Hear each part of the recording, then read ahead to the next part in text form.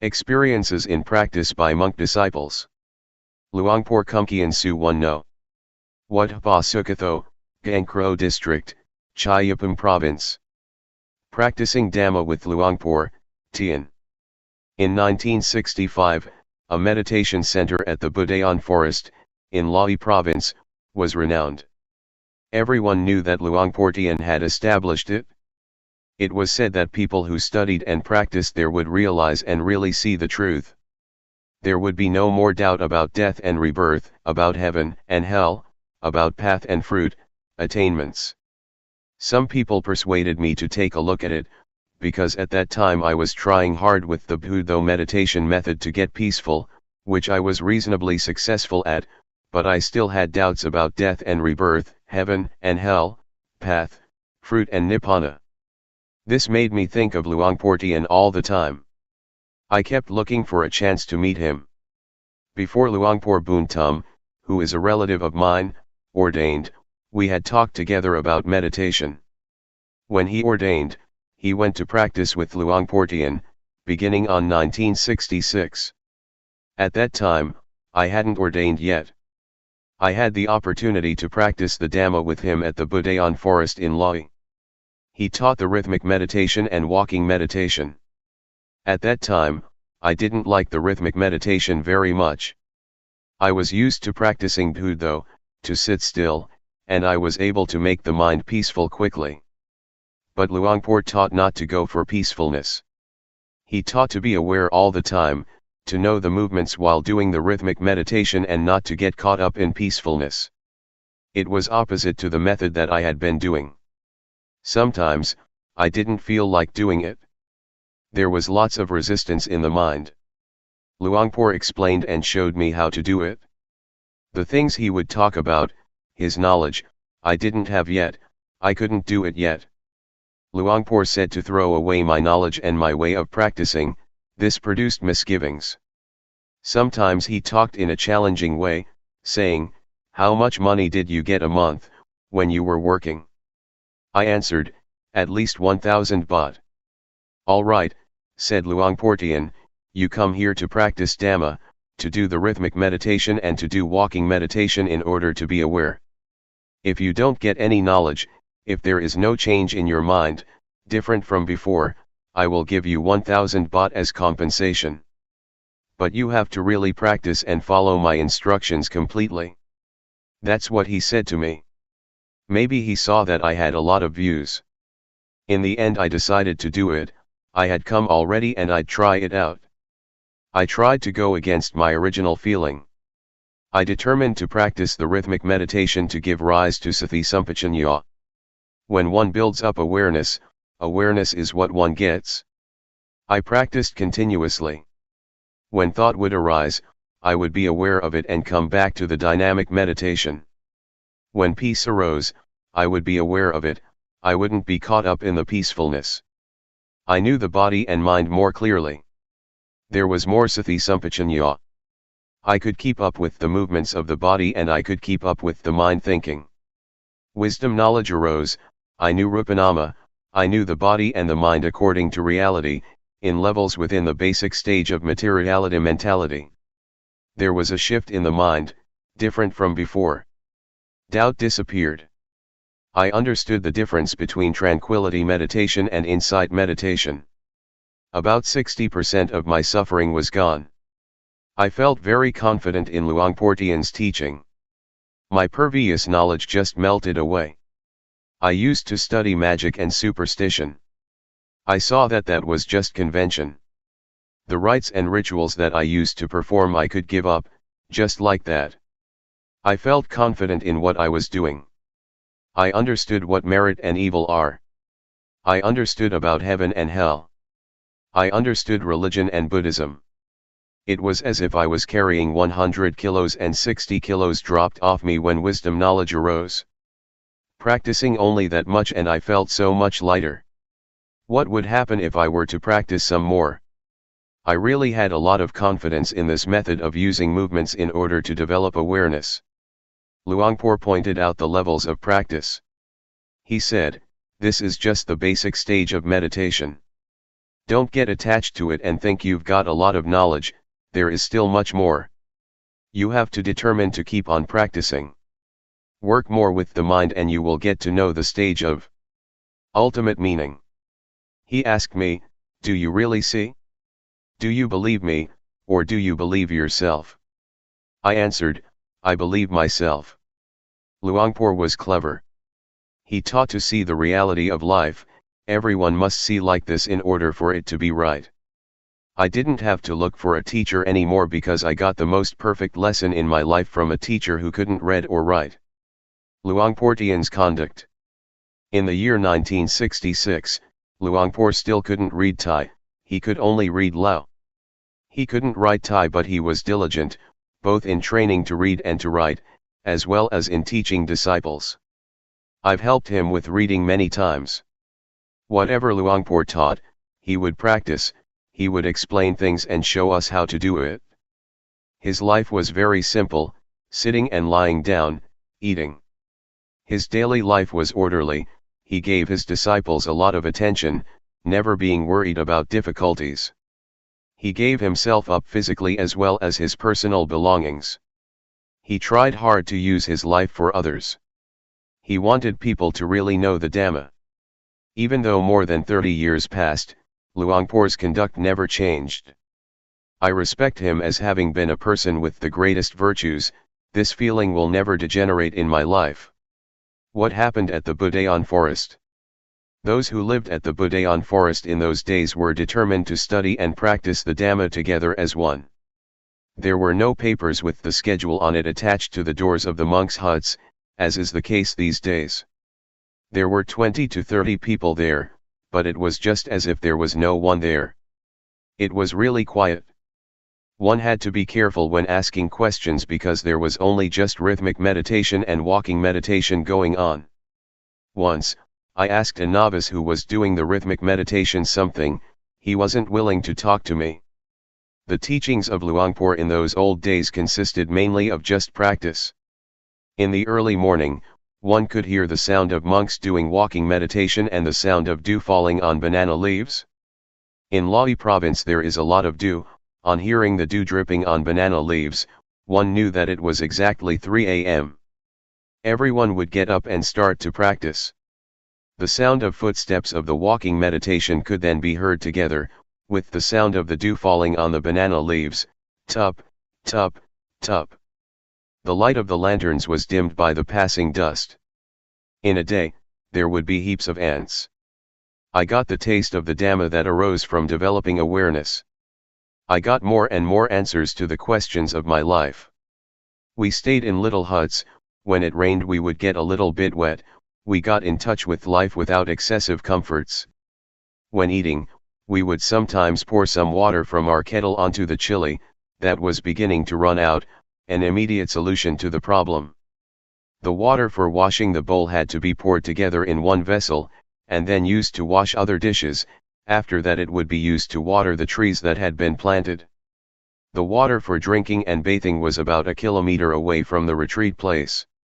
When going to bathe, one had to find some container to put water in and carry it back. One had to fully look after oneself. The young monks, on seeing the old monks carrying cans of water back to their huts, would carry it for them. Poverty made us use life in an orderly way without shrinking back. We were not afraid of difficulties. Sometimes, I would save the plastic bags that lay people would wrap food in, to fix up the leaking roof. I put forth steady effort and was very enthusiastic. The walking meditation path glistened from our walking so much. The wood in the hut where I would sit was marked from one sitting a lot in the same spot. As I was doing the rhythmic meditation or the walking meditation, it felt as though there was only just this one person in the world, no division into this and that. It would run counter to one's feelings to get an invitation from lay people, to eat at their house and perform certain ceremonies. One would think about his walking path and miss the seat in one's hut. Those places provided a meditator with peace and coolness, and gave him a sense of dignity. One would feel proud of doing walking meditation and of the times that one would develop awareness, by practicing the rhythmic meditation. This kind of work is something that gives one honor in life. One doesn't become fed up with it. Some days, while doing the rhythmic meditation in the hut, Luangpor would come by. I could remember the sound of his footsteps. "Are you here?" "I'm here, Luangpor." "What are you doing?" "I'm doing the rhythmic meditation." "Do you see outside as well as inside?" "I don't see outside, I only see what is inside." "What do you do to see outside?" "I open the door." "All right, then open the door." When I opened the door, Luangpor told me, "Make sure you see outside as well as inside, don't only just see outside or only just inside. Keep the mind in the middle." Having said that, he continued to walk to the next hut. I understood that Luangpor talked the language of the mind, that looking at the body and looking at the mind, working with the mind, must be like this. To get caught up in thought is wrong, the mind going out too much is wrong. One should be the observer. Whatever arises, watch it with the inner eye, that is to say, with awareness and wisdom. Don't want it, don't be it.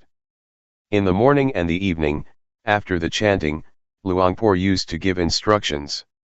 There were no tapes to listen to or books to read, we would only hear the teachings of Luangpor, and we would get to know the stages of practice that would arise in the mind from developing awareness. The mind would change progressively, one knows and sees by oneself. The words of Luangpor, in Dhamma language, that point things out, together with his diligent practice, made us realize that it is possible to understand, find, and see the Dhamma. It can be done. One can be liberated.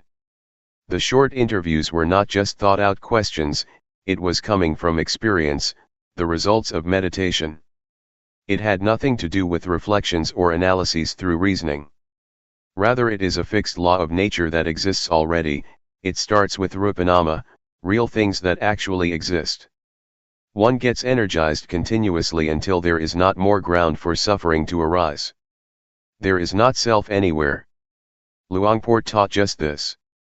He pointed it out clearly, just as if he would take us by the hand, not letting us think and guess about it. When suffering doesn't have a base, it dries up, it doesn't sprout anymore. When the end of suffering is reached, there is nothing further to do. It is called according to reality, the remainder-less extinction of Namarupa. I'm not sure whether this is in the scriptures or not, I'm talking according to actuality. It cannot be termed otherwise. Luangpor's teachings pointed this out crystal clear. It's not that he just taught in order for us to understand intellectually. He taught to be. For example, a leech that sucks out blood.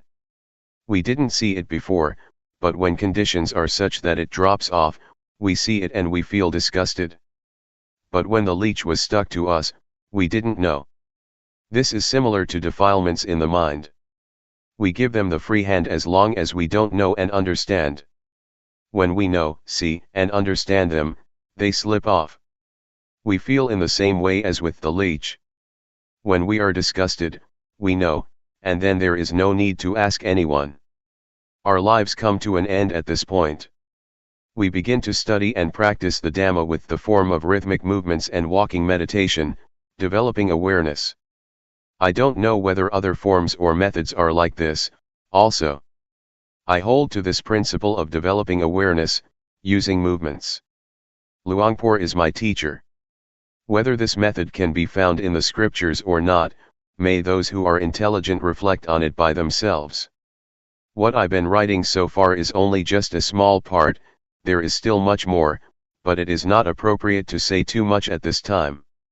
I guarantee that one day, if you have time to do the rhythmic meditation and develop awareness through walking meditation, looking at the bodily movements and the thoughts in the mind, knowing them in time, able to chase and catch them, your existing problems and condition will confess and surrender because there is evidence. Those things will no longer harm you. You will become free. Life will be deathless, beyond birth, old age, sickness and death. The teachings of Luangpor spread gradually and continuously, until they reached the capital and went abroad. As long as there are human beings on this planet, of whatever nationality, if one studies one will find it just the same. I invite you to go ahead and study. Whether you can read and write or not is not important. When Luangpor was very sick, he still kept teaching. He really dedicated his life to others. At the time that Luangpor had not yet ordained, he tried his best to let everyone see what he had discovered. I have spent a rains retreat at his home village. The old people there, as well as the young, told me about it. Not only that, but I've seen small well-built huts, 20 or 30 of them, built with his own money, so that people could practice. Also the food, which he would take care of by himself. When Luangpor was still a layman, he was rich and held a good position. He was an important trader in Chiang Khon district, Lae province. He had a big steamboat to take goods along the Mekong River. He would go as far up as Luang Prabang, Laos, and as far down as Nakhon Phanom, Thailand. In those days, one could freely trade between Laos and Thailand. On both sides of the river, people knew Nai Hoi, the trader, Portian. His real name was not Teean, it was Pun, but it was a tradition of people around there to call people according to their firstborn child. People thought it offensive to call someone directly by one's name. If we would call him Luangpor Pun, those people would take that to be a lack of respect. When Luangpor was a layman, many people respected and obeyed him. He was the headman of the village, and he used to be the leader in merit-making ceremonies.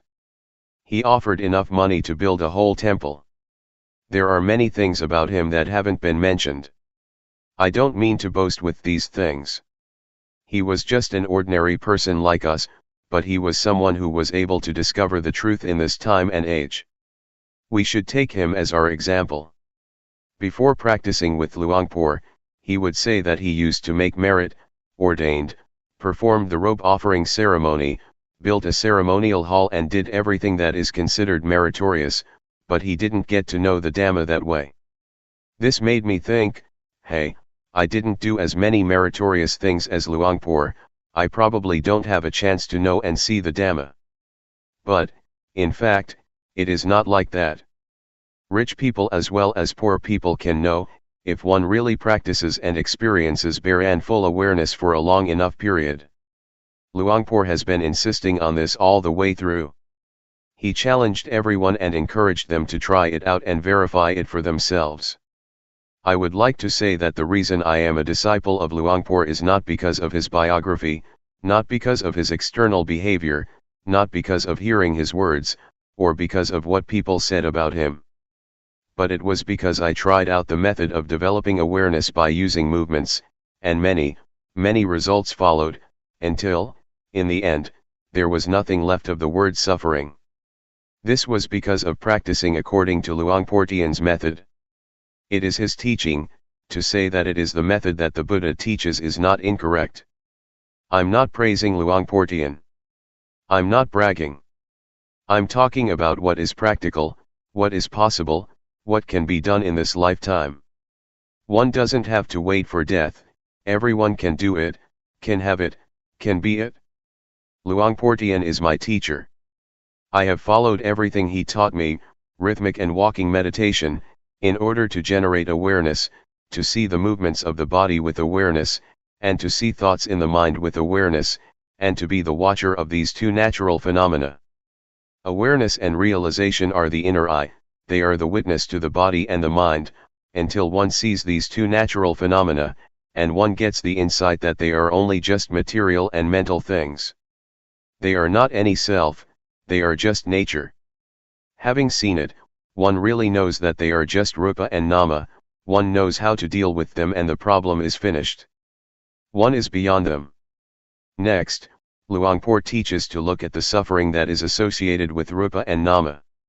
We look at materiality first, which is rupa dhamma.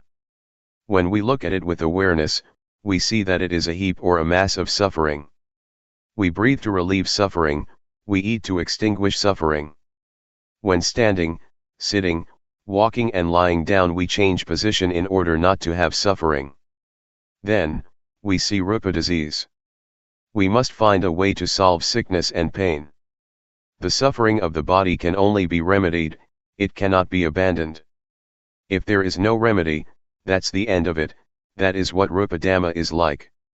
As for nama dhamma, it can be realized. We watch the states of the mind, just as if we're sitting in a room that has windows, whatever arises, we see immediately. Originally the mind is in a state of normality, but objects come floating in, they are like guests. One sees gladness and sadness. One sees the mind that loves, gets angry, has greed and is deluded. One sees all of it because one is the watcher. When we look, we will see, and on seeing we can let go. One doesn't become the object of mind. This is not the same as watching materiality. The suffering of rupa cannot be abandoned, one can only lessen it. For example, when one is hungry, one eats to solve the problem, one cannot abandon hunger. The mind is not like this. The things in the mind can be completely abandoned, one can let go once and be rid of things for the rest of one's life, until there is no more birth, old age, sickness, and death. If we put our attention on the right spot, it is not difficult. It is just like a key that fits its lock. One can unlock it right away without wasting time. The principles of the four foundations of awareness can be compared to a key or to a perfect vehicle that one uses for traveling. One passes through continuously. The body, feelings, mind states, and objects of mind are stations that detain us human beings. It is hard to be free from them. But if we develop the foundations of awareness a lot, and put our body, feelings, mind, and mind objects in the boxing ring, awareness will be the champion. It will conquer constantly because the body, feelings, mind, and mind objects are not any self, they will have to confess and surrender to awareness. The truth cannot escape the truth, what is not true cannot withstand verification. The principles of the four foundations of awareness compare with a just judge who upholds uprightness. They charge suffering, the ego, the self, like, dislike, gladness, sadness, defilements, craving, being caught up in things, the sense of me. These things cannot arise. One could say that the foundations of awareness are the contraceptive medicine to control the birth of suffering. Suffering cannot establish itself, because one sees from the beginning that there is only rupa and nama.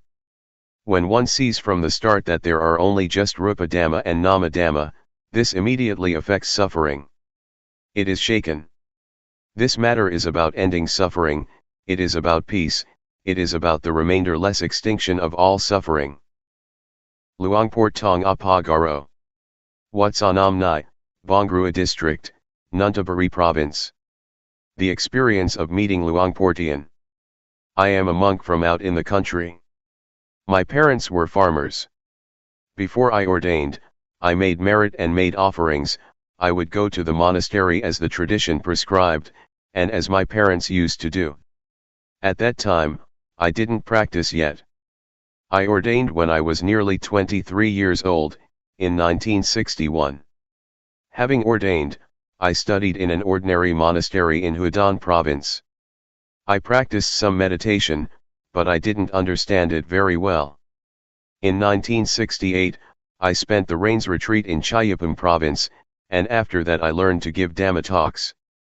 In those days, in order to give talks, one had to study with a teacher.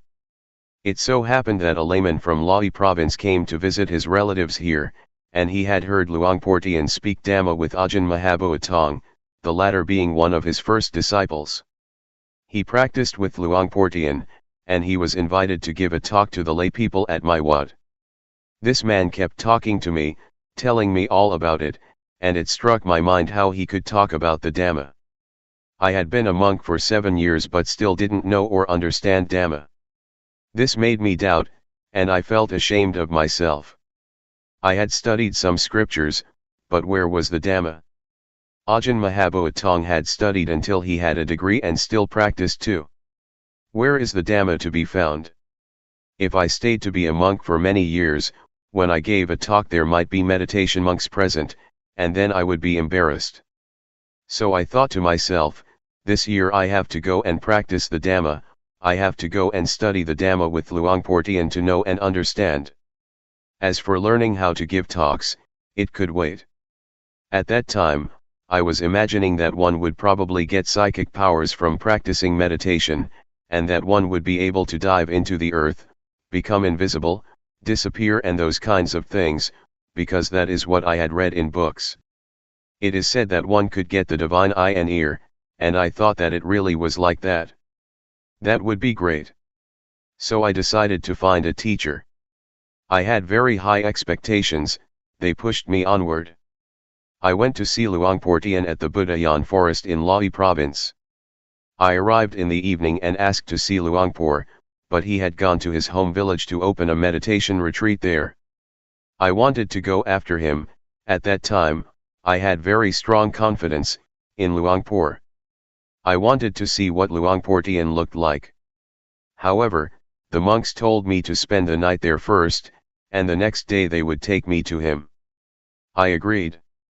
I had a talk with Ajahn Mahabodhi but I was still thinking that I wanted to see Luangpor Teean.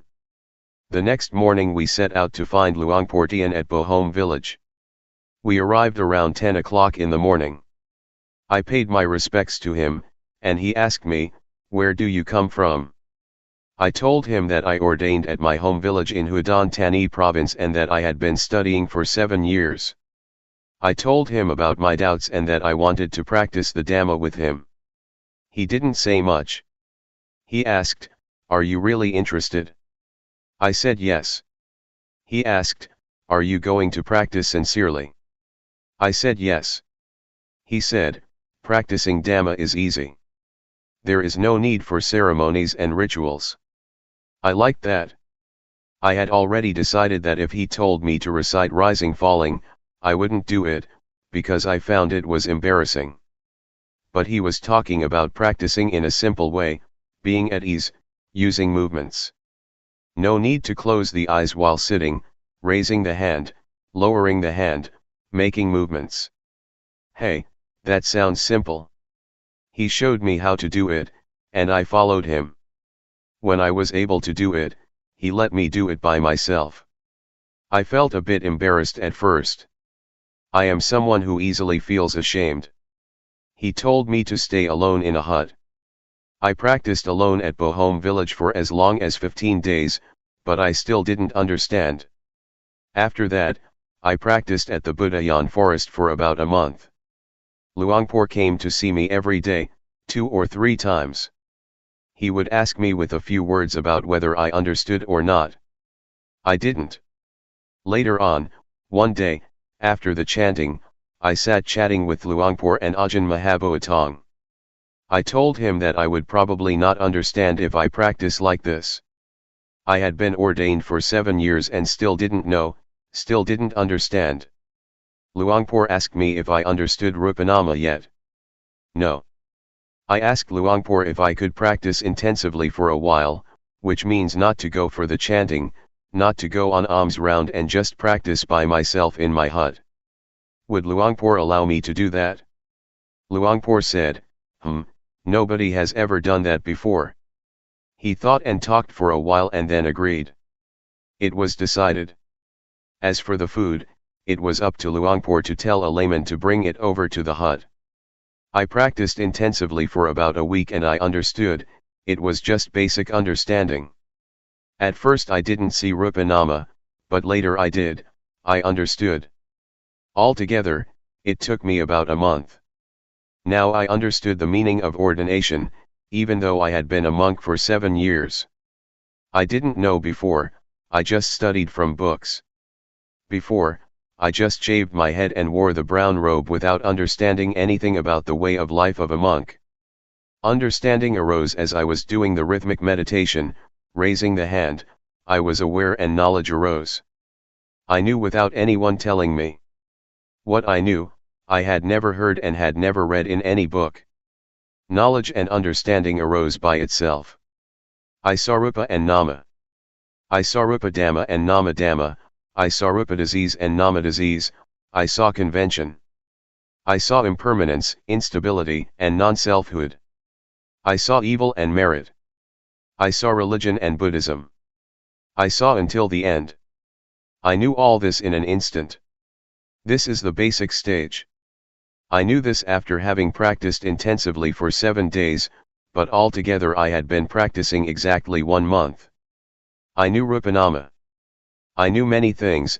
It was the knowledge that comes from the defilements due to insight, it is the knowledge of analytical knowledge. Luangpor had a way of teaching, but I didn't know it. Even while doing walking meditation, there were things in my mind. I was thinking about my father. I have been an orphan since I was 5 or 6 years old. My mother looked after me. I thought about my father. He was someone who didn't know anything. He didn't know why he was born, he didn't know and see himself. But I couldn't help him. I could only do something about myself. The next morning, Luangpor told me to stop the intensive practice. He was afraid others would want to follow my example. It would not be fair if he didn't allow others to do it also, if they asked to do so. That's what he said. No one had done this before, one would just practice continuously, working at the same time. There was no intensive practice. He told me to stop, so I stopped. Yet in my mind, I still wanted to continue practicing alone. But out of respect, I stopped. Whatever he said, one had to follow it. When I was first practicing, he didn't let me look at thought, until I had stopped for 4 or 5 days. At that time, I threw myself into it. It was powerful, I was caught up in analytical knowledge and joy. I was bold, I wanted to be alone.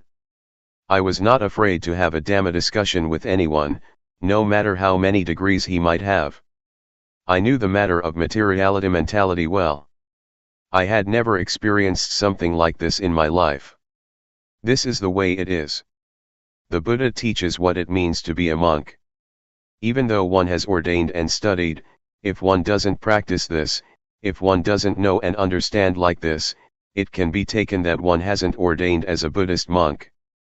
Before, when studying the scriptures, I thought that it was just a matter of the past in India. Luangpor asked me, when it is like this, can you go back home? I said, I can, I'm confident to speak with the teacher. My teacher had been a monk for over 10 years and had studied the Pali language, he was a preceptor and the head monk of the vicinity. He had a lot of theoretical knowledge. Luangpor wanted me to go and teach. I felt that there was something unfinished. At that time, I had only just started. Why did Luangpor say that? I guess he had a reason for it. Luangpor wanted me to talk with my parents and relatives, he wanted me to talk with them about my experience. That's how it was in the old days, but now he has changed to another style. But I'm not like other people, others Luangpor would urge on. At that time, I had ordained exactly 7 years. Venerable Mahabhuatong was one of the first disciples, later Ajahn Kumkian, Ajahn Buntum and Ajahn Somai came, they followed each other closely. After this, Luangpor had me look at thought. When one first sets out to practice and one knows and understands materiality mentality, almost everyone gets caught up in analytical knowledge. Some people experience strong feelings of rapture, others don't. Luangpor didn't let them watch thought, if that was the case, instead he had them do work. Others he just let be. But he said not to be interested in thought, just let it go. The mind was thinking all sorts of good things and ideas, about the future as well as the past, thinking about teaching people, but Luangpor said not to follow it. He said to let the thoughts cool down, let them come to rest. Luangpor taught with a kind of psychology, he had a way to watch people's minds, to watch those who came to practice. He would ask, "How are you? Is your mind good or not? Is there something in your mind or not? Is your mind in its original state or not?" When the mind was in its original state, just like there was nothing there, not knowing or seeing anything at all, he would tell that person to watch thought. The Buddha was enlightened because he worked with the mind. To watch the mind with awareness, one has to look right here. Luangpor advised to look at this place. He said, "No thought and let it go." He had us do the rhythmic meditation, to be aware of movements and to watch and see thought. That's about all he said, and then he would vanish. I watched thought for 9 days and I saw objective matter, ultimate meaning, and changing conditions. It was in the evening that I saw it. There was a change in my mind. When I saw Rupanama there was another kind of change, but on seeing ultimate meaning, there was another change. I felt very confident at this point. I realized that I was a noble one. Being a noble one is to be found right here. It is not to do with shaving the head or wearing brown robes. I saw that it was right here. Luangpor taught whoever came to practice to look at the mind, to watch the various thoughts. When there is a change in the mind, everyone should know and see it. This was his method of teaching. He would ask the practitioners what they saw and understood.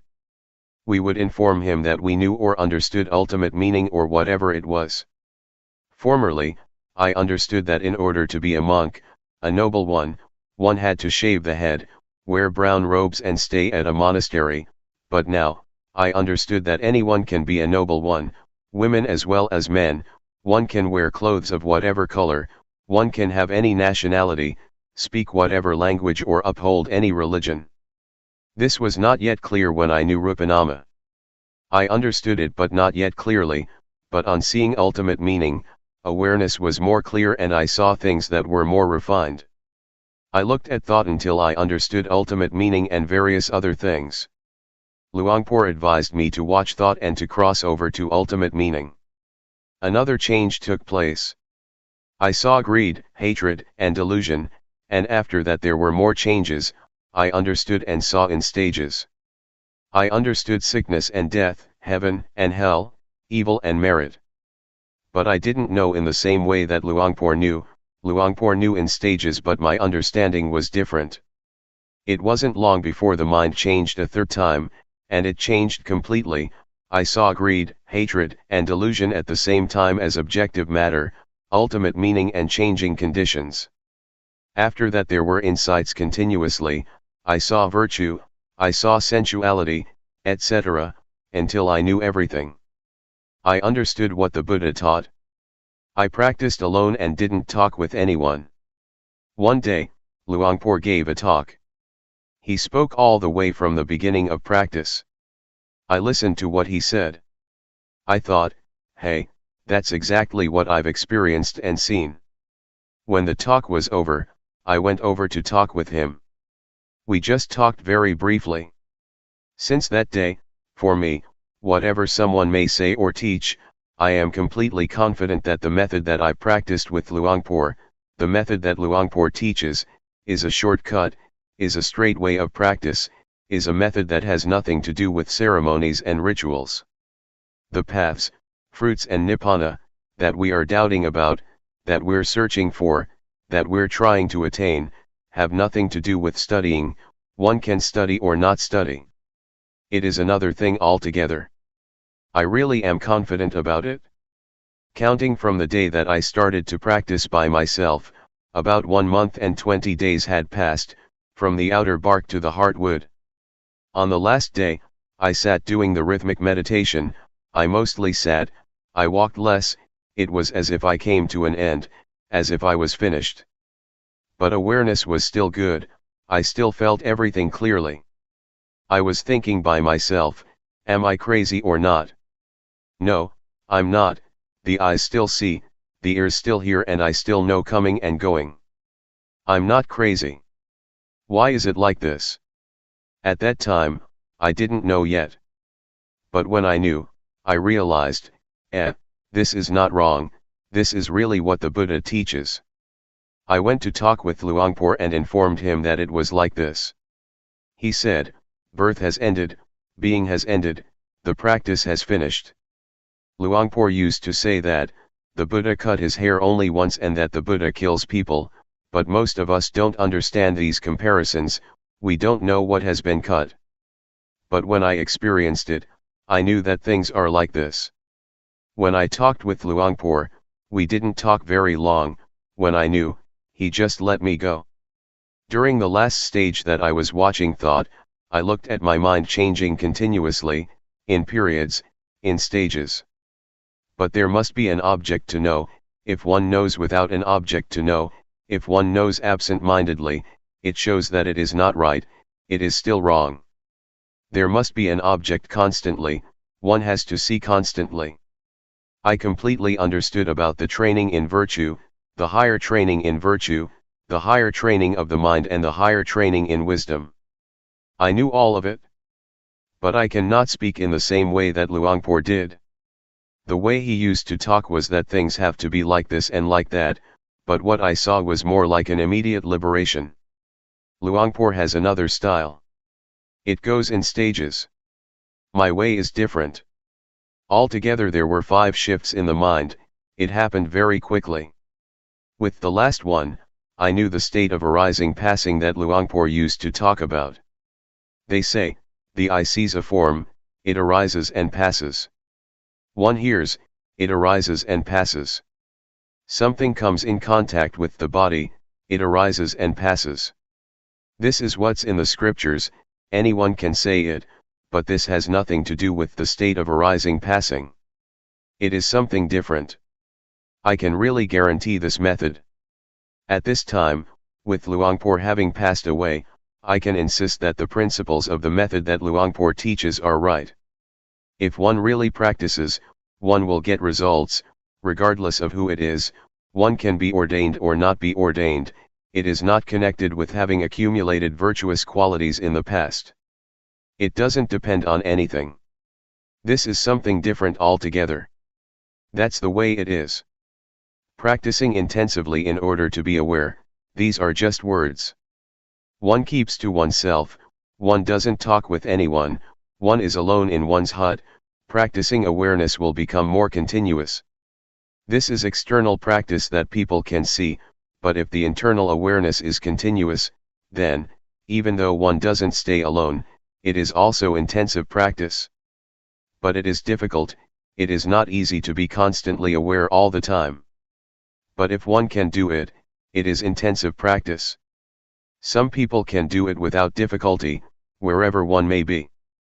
Among 100 people, there may be 1 or 10 who can do it like that. At first, it is quite hard though, one cannot yet catch the awareness, and there are a lot of thoughts. Awareness can't stand up to the thinking, there is only little awareness. But when practicing for a long period of time, the awareness gradually increases. But at first, one sometimes feels disheartened, awareness arises with difficulty. When I first practiced with Luangpor, I sometimes did some walking outside the hut, but, later, when I practiced intensively by myself, I mostly was inside the hut and didn't go outside. I used the posture of sitting more than the posture of walking. One day, as I was sitting, practicing awareness, making movements in the sitting position, for one moment it was just as if things happened very fast, it was as though it happened in a flash, like a flash of lightning. To use Luangpor's expression, it was like a blink of the eye or a snap of the fingers. At that time, it was as if there was something heavy and I threw it off. I felt light. I knew I was light because I had never experienced this before. I felt that something was different. But there was awareness. It didn't go anywhere. I knew that there was lightness. Awareness was stable all the way through, even while being asleep, I knew. When awareness is perfected, dreams during sleep will become less or they might stop altogether. Ordinarily we think a lot, but when we develop awareness, thought becomes less and less. In the scriptures, it is said that noble ones, or those with awareness and wisdom, don't dream, this is talking according to the books. In the daytime we think and at night we dream. One knows one is dreaming, it is similar to thinking. One knows, sees, and understands it, and so one knows at the time that one is dreaming. Developing awareness through making movements with the hands, if we find that it is not convenient to do so, we can be aware of other movements such as blinking the eyes, breathing, or whatever. Awareness can be practiced in many ways, it is universal, it can be applied to our duties and our work.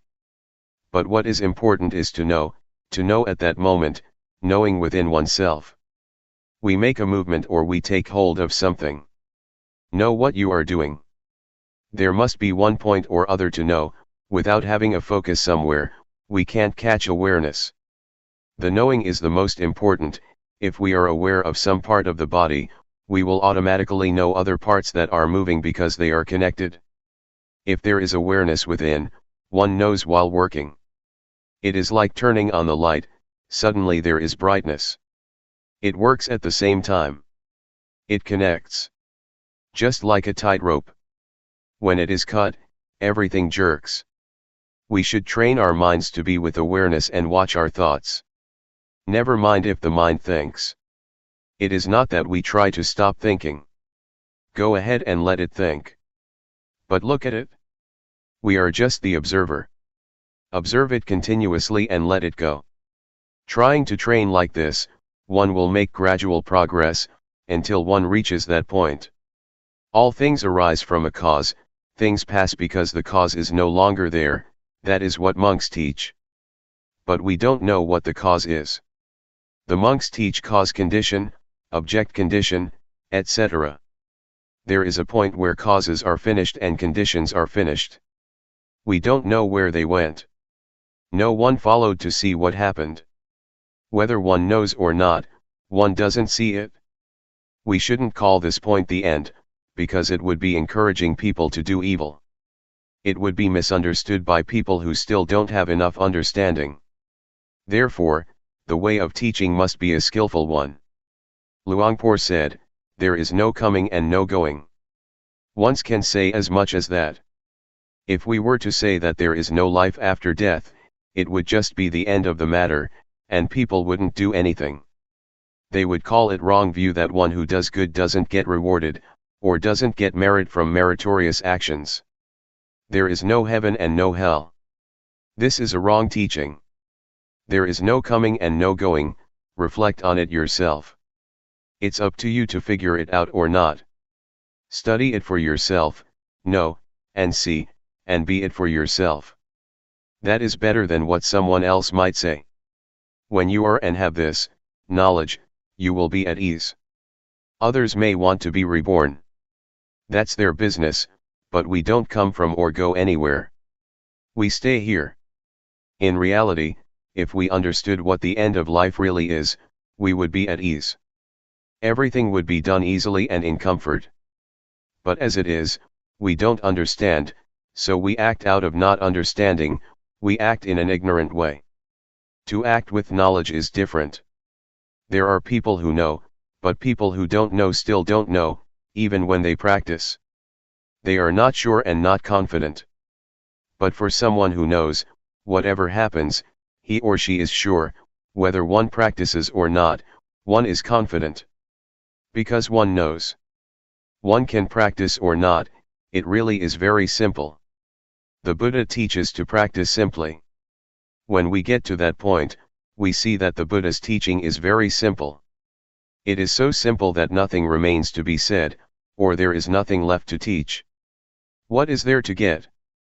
There is nothing to get. Putting it simply, the Buddha teaches to stop, doesn't he? He teaches people to stop. But we don't stop.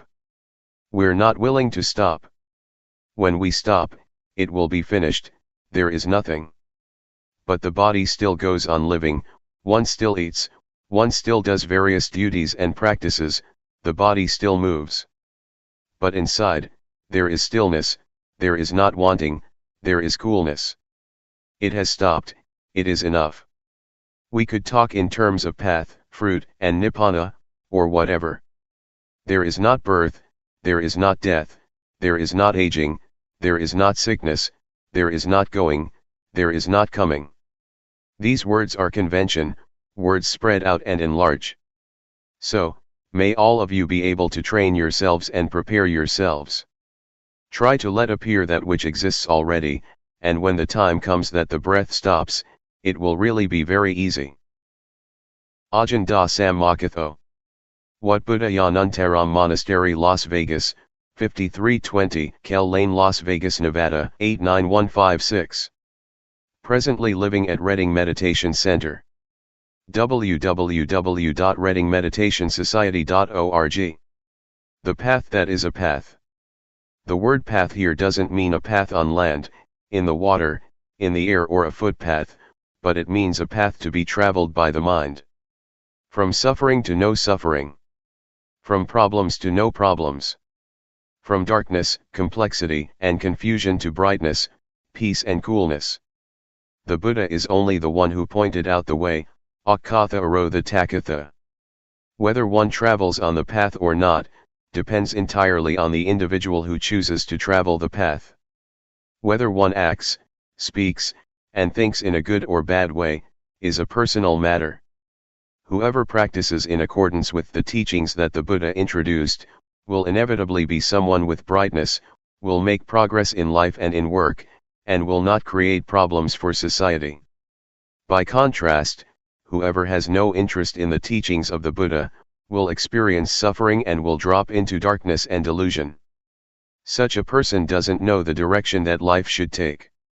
Such a person is ignorant of what is what, and harms both self and others out of delusion and lack of understanding, through bad behavior in body, speech, and mind. Such a person is under the influence of greed, hatred, and delusion. Described in the biography of the Buddha, as well as before the time of the Buddha, some practiced physical torment of self, and it was widely believed that the 7 or 8 absorptions were the highest of attainments. The Buddha saw that such was not the way to completely escape suffering, it is just a way to temporarily become peaceful or to subdue oneself, like putting a rock on top of the grass. The Buddha rejected those methods, and sought the way out by working with the mind. He continually observed with awareness the conditions that, without pause, arose in the mind, changed and passed away. This caused him to realize the truth, he found the answer to everything, he was the perfect Buddha. He knew right as well as wrong. In sum, the Buddha searched for 6 years to find a way out, through all the various methods that existed in those days, were all just deluded ways, wrong ways, closed ways. They were dead ends, they were paths that are not paths. Awareness to continually watch the movements of body and mind, in accordance with the form of the 4 foundations of awareness, highlights the importance of the section, in that sutta, which stresses, 1. The postures and, 2. Sampajanya, or awareness directed towards the body. It is the means to access and come into contact with the basic objects of insight meditation, that is to say, to know rupanama, rupa-doing, nama-doing, rupa-disease, nama-disease, impermanence, instability, non-selfhood, convention, religion, evil, and merit. This is the initial stage for the practitioner. To know and experience these phenomena is to enter the highway of the Dhamma, and at the same time it is an arrow that points to the final destination, the end of the end, or the end of suffering, which is the highest goal of life. When we have reached it, we will have answers to everything. When knowing and seeing the truth, according to the way things are in reality, the mind begins to change from one thing to another, through the power of ultimate truth. Previous behavior and tendencies get reformed, and, at the same time, that which is really true in life becomes manifest, one loses one's naive beliefs about, for example, ghosts and angels, lucky omens, heaven and hell. One starts a new life, right there, at that point. Just that little bit of awareness is the vehicle that leads life to the end of all suffering. When life reaches the end of the end, it is as if one lives in a new world. It is a world of spiritual freedom, safe from spiritual suffering, it is a safe and peaceful realm. Life that has come in touch with the highest truth in Buddhism, will be established in the now, and it will be very simple. It will be light, comfortable, and without worry or doubt. There will be no danger. I can guarantee that one who has come to the stage of ultimate meaning will definitely not lose his or her way. He or she will have nothing to do with ghosts, angels, auspicious timing, sacred things, hell, heaven, death, rebirth, and so forth. This is because one who practices the Dhamma by developing awareness in this fashion, must know and contact objects all the time. That person must review the stages of practice, and investigate what one knows, what one is watching, where and how. All of this one knows instantly. It is said that the truth will not leave someone who is real, and, in the same way, someone who is real will not discard the truth. The secret of changing the states of mind. Take this little feeling, this awareness, as the starting point. Know when a thought pops up in the mind. Just know indifferently, know it, and let it pass. At the moment that there is not greed, hatred, or delusion mixed up with the feeling, one will automatically know from deep within the mind that, a change in the mind has clearly taken place. And in the end, that small awareness will have become, a hidden power, in each and every posture. We know Luangpor Teean from meeting and talking with him, from reading his books, from what others have said about him and from practicing. But I know him as the one who gave me a new life. The principles for conducting one's life in a simple, light, and comfortable way, without worry, were passed on to me from experience gained, when I was close to Luangpor, continuously and for a long period of time.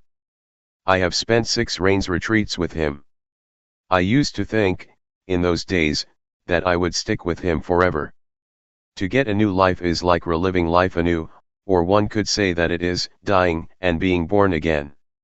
Dying before death, being born again, my being born in the Dhamma, approaches now its 15th year. At present, life is in its teenage stage in the Dhamma. I'm not much attached to places or people. I feel that my experiences of life are very little. It's not yet enough, but as far as practice goes, it is sufficient. I know what to do, and I don't suffer. Let me go back a bit. Formerly, when I went to see Luangpor Teean, I thought I would dedicate myself to him, whatever he would advise I would determine to do, as a lesson or an experiment. I determined this because, I had strong determination and an aspiration to prove myself according to his principles, and I was confident that this way that I had chosen was the last way out. With such determination, opposing views, opinions, and thoughts were erased altogether. I had no doubts, I had no problem at all. When I started to practice with determination, fully and continuously, by being aware of standing, sitting, walking, lying down, bending, stretching, moving, blinking, breathing, swallowing saliva, leaning to the right and the left, raising and lowering the head, eating, drinking, going to the toilet, dressing, and so forth for 3 days, I was aware and completely awake. Awareness was purely in the present, there was no past or future. Materiality and mentality appeared clearly and cut off doubt. I saw Rupa as Rupa, and Nama as Nama. On seeing it, doubts disappeared. I won't talk about my personal knowledge, but I'll say something directly about the principles, that are the technique of practice. To practice intensively, alone in one's room, is a wonderful opportunity for someone who is seeking a way out for oneself, and it presents an opportunity, for those who are keen on this way of practice, for those who are real, and for those who are genuinely determined, and who practice sincerely, to really prove this style of practice. One can choose this solitary practice for either 7 days, 15 days, 3 months, 1 year, or 3 years. Those who volunteer to practice can choose according to what is suitable for oneself. One should stay alone and keep silent in one's hut or whatever place it may be. A monk or teacher would advise one in developing awareness and could be consulted. He or she is a friend to help the practitioner to really go for it, without having to do anything else. Just to work with the mind, to observe oneself, to be with oneself. To be determined to just watch over the movements of body and mind, all the time. Not to read books, not to receive or write letters, to be cut off from the external world temporarily, just for the time that one is practicing intensively.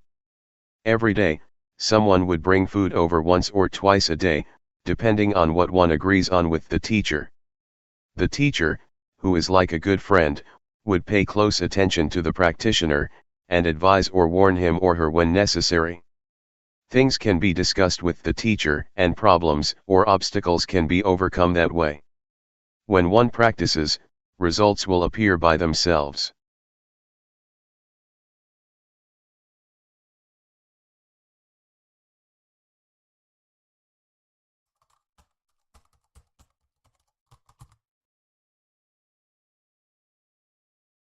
May all beings be at ease, whatever living beings there may be, whether they are weak or strong, omitting none, the great or the mighty, medium, short or small, the seen and the unseen, those living near and far away, those born and to be born. May all beings be at ease.